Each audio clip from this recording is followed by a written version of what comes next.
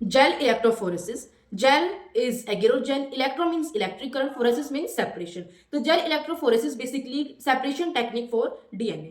अब जो एगेरोजेल है वो हमें सीवीड से ऑब्टेन होता है जो कि रेड एल्गी होती है, जो कि as a medium for movement of DNA act करता है।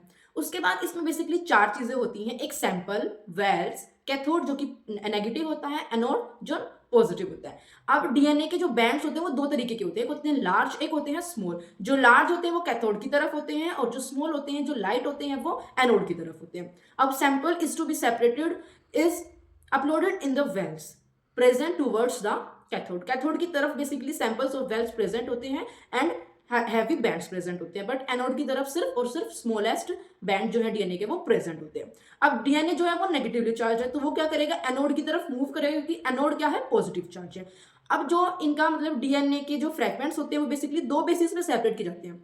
एक तो जो लार्ज साइज के होते हैं जो कि स्लो रन करते हैं, एक जो स्मॉल साइज के होते हैं वो फास्ट रन करते हैं। उसके बाद क्या होता है, fragments are sieved through the agarose gel. Fragments को सीव किया जाता है थ्रू द एगेरोज जेल। उसके बाद डीएनए के फ्रेगमेंट्स को विजुअलाइज करने के लिए हमें उसको स्टेन करना पड़ता है विद इथिडियम ब्रोमाइड। अब उसके बाद हम उसको अंडर द यूवी रेज देखते हैं, जिससे हमें डीएनए जो है, डीएनए के फ्रेगमेंट्स वो ब्राइट ऑरेंज कलर के दिखाई देते हैं।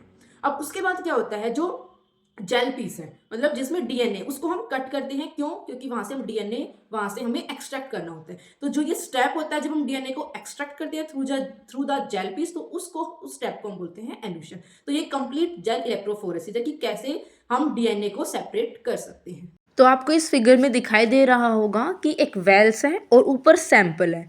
डीएनए के बैंड से दो लार्जेस्ट और स्मॉलेस्ट। तो जो स्मॉलेस्ट है उस तरफ एनोड होता है, लार्जेस्ट की तरफ कैथोड होता है।